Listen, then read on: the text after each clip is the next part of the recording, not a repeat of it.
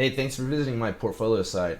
I wanted to create this video to just discuss at a high level some of the things that I've worked on as a way to have a cool introduction to myself. By the way, my name is Benjamin Gerard. I'm a full stack engineer. I've recently been getting more and more into the front end engineering, but because I've been heavily back end engineering most of the time using Python, C Sharp, SQL, the whole 9 yards on all of that. But my favorite thing right now is using React and TypeScript and honestly GSAP animations. Um, it's pretty or CSS animations. Anyway, I'm getting too geeky in that. Um, First things first, my portfolio site is built using Framer, the ones known for their motion library, but they also have this really great tool.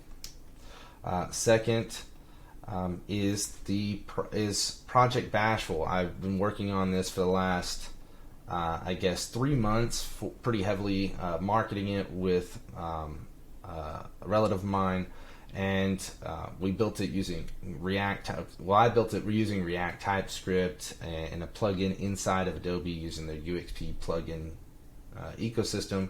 So I got to use a lot of web technologies, which was great. What we did was also stand up. Well, I guess what I did is I stood up backend services that were based on configurations. You would have a prompt prefix and a prompt suffix, and we'd scope down using natural language, using the text that Stable Diffusion has, that it understands to just help people describe things better, so with less of a prompt. Because that's the big thing with Midjourney and all these other things. You really need to know how to prompt engineer. You need to know how to describe things. User data, especially ours, shows that people just want to say a dog, or they they don't use a lot of descriptive words. They only use one sentence at a time, and then expect a lot of things to just happen. So what we've done is we have these configurations where we have a prompt prefix and a prompt suffix, negative prompts, and we even select the model and curate that for our users. And we do have a Discord that is growing, and we are supporting more users daily. It's been great, but this is, Adobe just released their Firefly Generative Fill plugin inside of Photoshop, or not their plugin, but their natively. So this is now going to be less prioritized and focusing on more small business asks like text SVG and stuff like that that these normal users can use for t-shirt designs and etc. So this Rapid CLI is a framework that builds CLIs really quickly.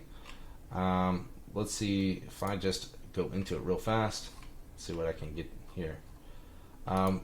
If you're familiar with Python, you would see that there's just a decoration on a function, and then you get all of this in the CLI. And why was it worth it? Because it already is saving around 200K in a year, and also I built this at the same pace that we were building out other tools with AppSmith, which was a GUI. So by foregoing the GUI, we actually were able to speed up most of the value that everybody was wanting. People can still understand, type this, then hit enter. They don't understand type this, send this in here, and reference this file. They don't have, if they have a ton of options, that's what confuses them.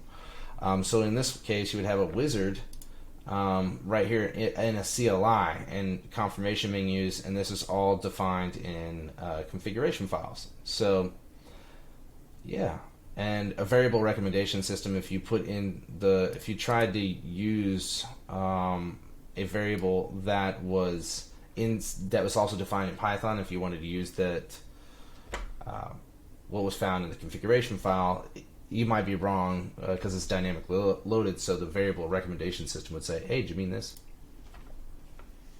And then this configure port. This is something that was created right after the CSE CLI, which was created from the Rapid CLI. So the CSE CLI is what you were seeing here, and that was what saved MoveWorks over 200K in labor hours, because that is for the customer success department where they had to investigate a lot of issues and etc.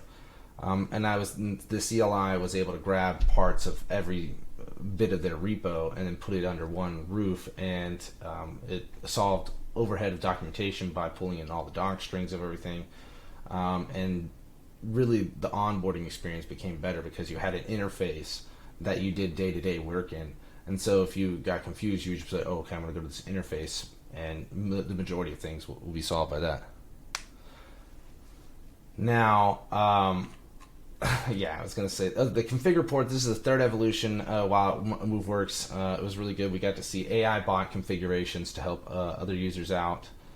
And not other users. We got to investigate our customers' issues and be able to figure out what was going on and what the potential configurations could be that is best suited for the organizations. We didn't have a lot of insight inside these configurations for our less technical counterparts that didn't have access to Git and other technical resources. So I created this configure port with a UI thanks to the engineering team at MoveWorks being able to provide a lot of microservice endpoints that were internally available for us to get a good picture. And AppSmith for having a really awesome JS Anywhere design with their internal tool development. It's pretty cool. And then here, me being an emo rap artist, I started creating music last year as an artist. I'd always been the audio engineer, but I wasn't very good, and I don't even think I'm very good at this. But it sounds good from what people tell me, so give it a listen if you want. But no promises that you're gonna like it, but I think you will. Anyway, thanks for checking out my portfolio. I'm probably gonna add a little bit more to this, but yeah. Thanks for stopping by.